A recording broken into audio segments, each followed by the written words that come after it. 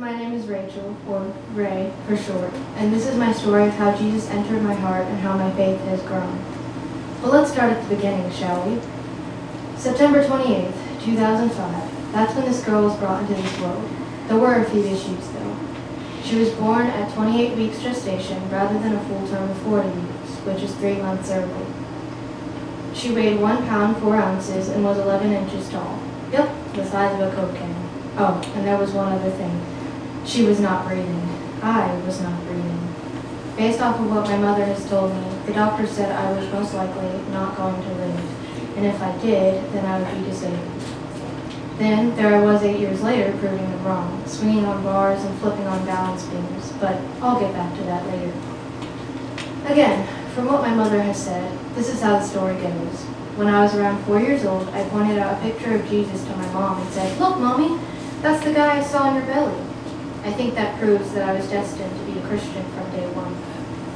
Coming back to my point from earlier, about 4 more years later is when I started gymnastics. I saw Gabby Douglas on TV and from that moment thought, I'm going to do that someday.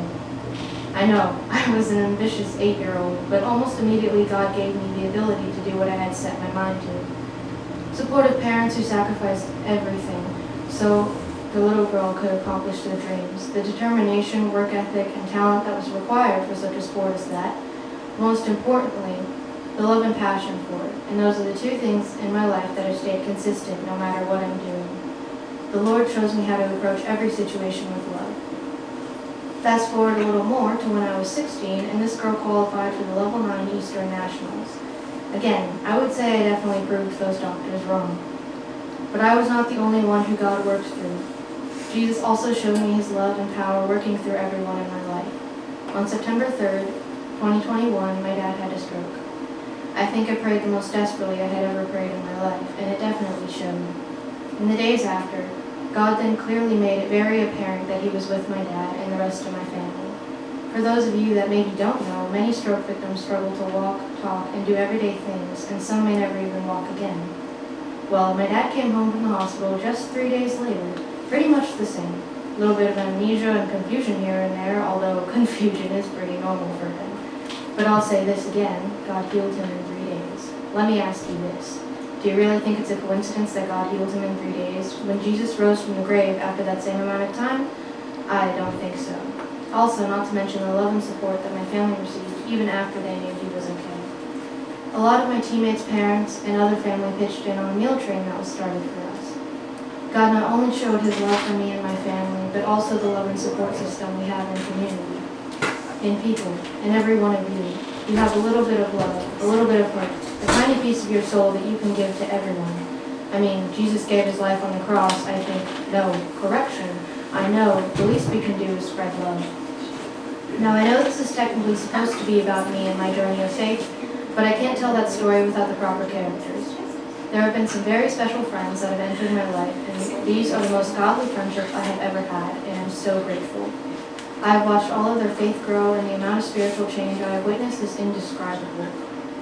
Seeing Jesus in everything they do and the faithful conversations we have helped me become closer to God and them. Sharing my faith with others has been a key part of my faith journey, hence why I'm sharing my story with you. I used to be quiet as a mouse at church and was scared to share my thoughts, and still am sometimes.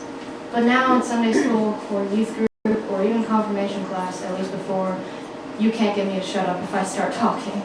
At this point, I'm pretty sure my small group is sick of my voice.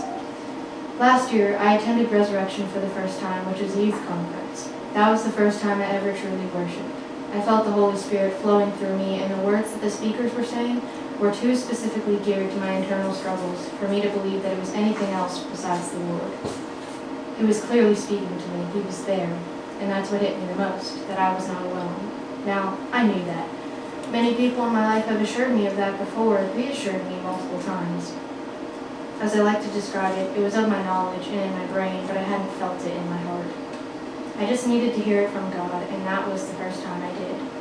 Jesus did enter my heart then, but my story doesn't exactly end there. Even though Jesus was in my heart, I felt I was slipping away.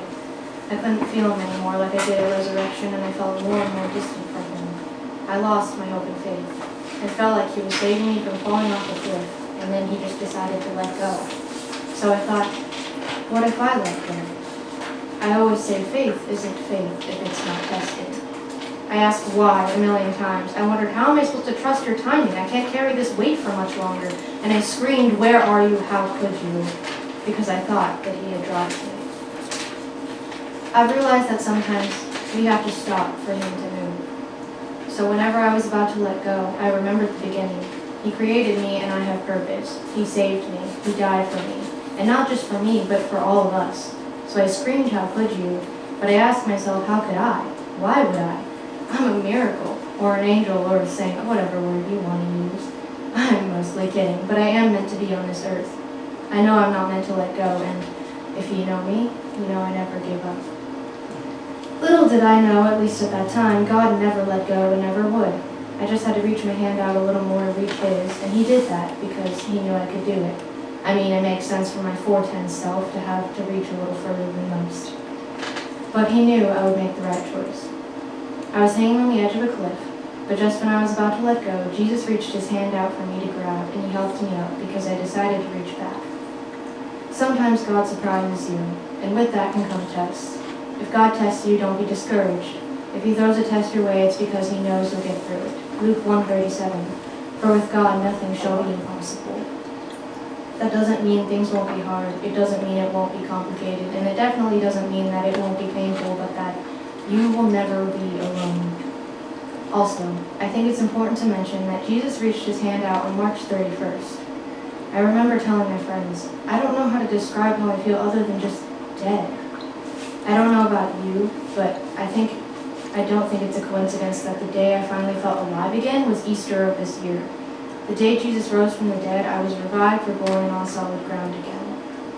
As I have graduated this year and am continuing my faith journey, I will always remember that even if he feels far away, he's not. And if I ever feel I'm about to let go, I will remember he saved me and that he won't stop, so neither will I. I hope this inspires you to be the hand that helps people up from the cliff. I hope that I can be that for someone, and if not someone, then everyone. 2 Corinthians chapter 12, verse 9. But he said to me, my grace is sufficient for you, for my power is made perfect in weakness. Therefore I will boast all the more gladly about my weaknesses, so that Christ's power may rest on me. I believe as he won the victory, so did I. Thanks for listening.